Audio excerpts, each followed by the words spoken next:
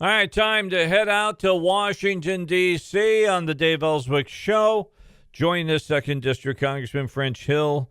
And Congressman Hill, you're going to be over at CPAC next week. You going to have lunch with us before you do the show? Yeah, it's going to be good, and hope I can do lunch. I haven't looked at the calendar. I know I'm going to see you next week, and I'm looking forward to going to CPAC and talking about terrorism finance and how we can work together to block money access to ISIS and ISIS's compadres around the world. So I think it's going to be a good day. Well, share some of that with my my listeners. Give them a little taste of what you're going to be telling everybody there at the Gaylord when we're there next week. Well, everybody understands that money laundering and tracking money through banks is a big issue for trying to interdict drug money and drug lords and the mafia, and, of course, money being funneled into Hezbollah and Hamas through primarily Iranian contacts. So that's the obvious part, and it's a never-ending story of ways that they do it. But two of the ways that we're looking at, Dave, that I find interesting are fake trade. So this is over or under reporting the price of actual goods and services and then funneling money back into terrorism that way. So, for example, there was a ring of people buying used cars in the U.S. and then sending those cars to the west coast of Africa and then selling them for cash, and that money all went into terrorism networks. Holy cow. And how do you guys find that out? Well, satellite photography is an amazing thing when you start seeing acres and acres and acres of cars coming off boats and being transshipped in West Africa. It was mind-boggling because it's just aggregating a small routine business in the U.S., right? Everybody buys and sells cars in between individuals, no big deal. But it turned into a major business. So trade-based terror finance. I'm not making up a new term, but that's an area where we want to see how we can work with governments to interdict that. And then the second area is a little bit more obvious, which I think all of us know from reading the newspaper, and that is ISIS, because Obama has not done anything for 3 years. Our president has fiddled while Rome has burned in Syria and northern Iraq. And because of no rules and engagement to tackle the sources of ISIS's money, it's just piled up and be turned to terror in Syria and Iraq, killing Iraqis, Americans, whoever they can, Christians, religious minorities. And what were they doing? Well, they pump the oil out of the ground and they smuggle it into Turkey and sell it for cash or gold or another commodity as a trade. They steal all the money out of the banks, which is real cash in a third world banking system. And they have bundles of that money. They use it to pay people off throughout the supply chain.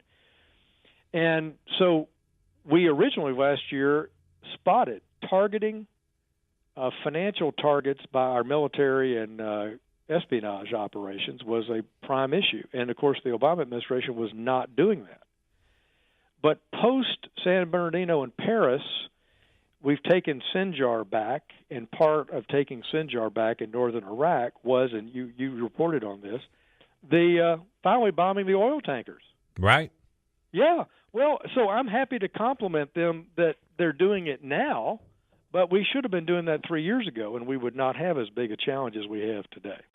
Hey, something that we just, we got to get a Republican into the White House so that you can get in there and others that believe the same way you do on the conservative side to change this Dodd-Frank stuff. I got to tell you, the amount of extra requirements that have been laid on banks and banking institutions and mortgage companies is criminal. Well, here's how I think about it. Having been for 3 decades, I was a community banker on and off in Texas and in Arkansas, most recently since 1993 in Arkansas, doing community banking. And I don't feel sorry for bankers. I'm focused on access to credit for small businesses that are trying to start and for consumers.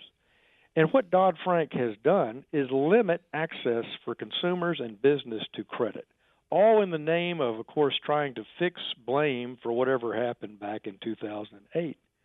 But our small community banks around Arkansas, they don't have anything to do with 2008.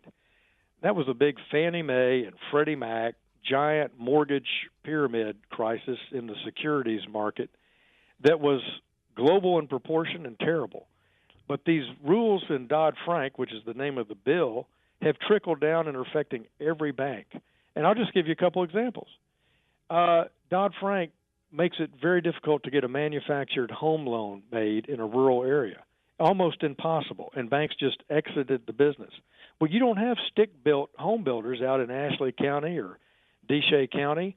People deed out some land from a family farm and they put a manufactured home there. You can't get those loans now. Dodd-Frank has changed the rules in mortgage lending, and now we have applications that are a couple hundred pages thick because of Dodd-Frank. Banks used to offer free checking. That's been cut about in half. I think only about 40% of banks offer free checking now because of the costs associated with Dodd-Frank. So, it's not about whether the banks are good or bad or the other, but it is curtailing credit to our economy, and that's why I think our economy is so slow growing. One of the reasons is that we don't get capital out to small business and the consumers that need it. Last question. Another big issue that has been in front of the people here of the country. I think that the Republicans have done the right thing, and they're sticking with historical precedent.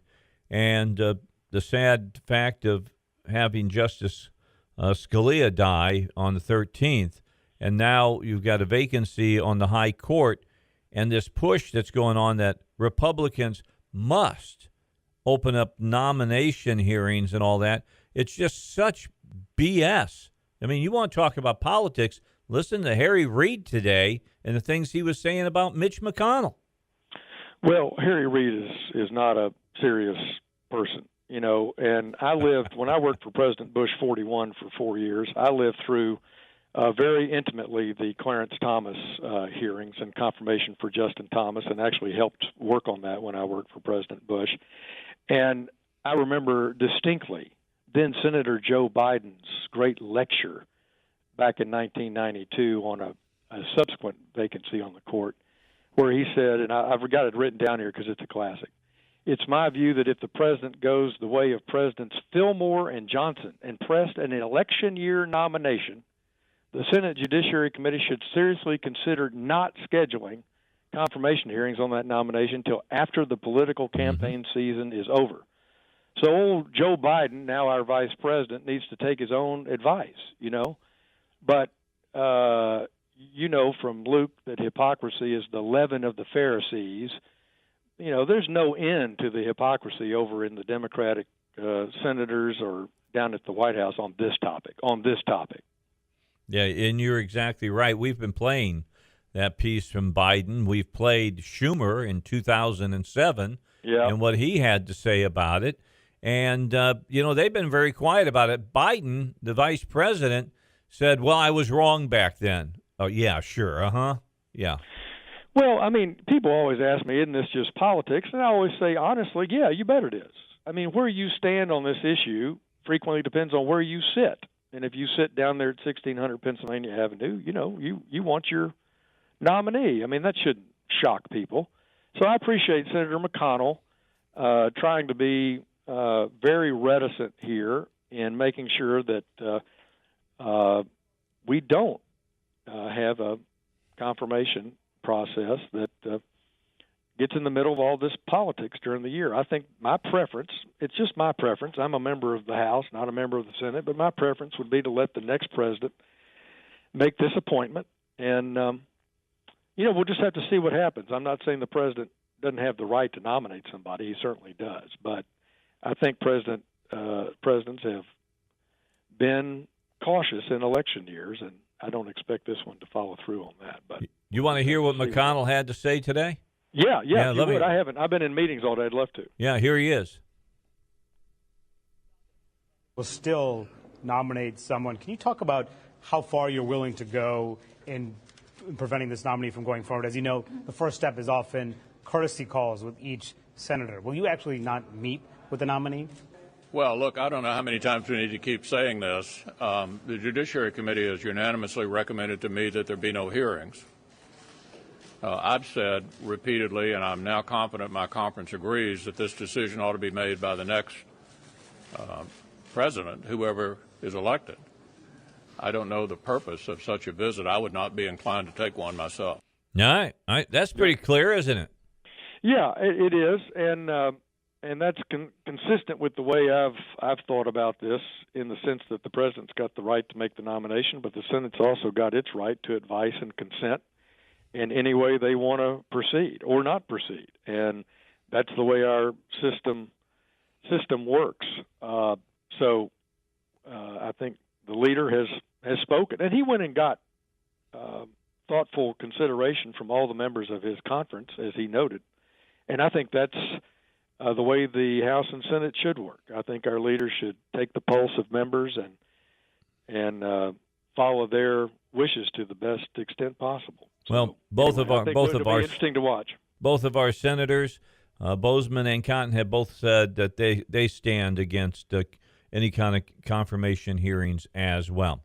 Well, Congressman, I appreciate your time. 2nd District Congressman French Hill, our guest. We'll catch up with you some more next week. All the best. All right. Bye-bye now. Bye. Yeah, French Hill here on the Dave Elswick Show.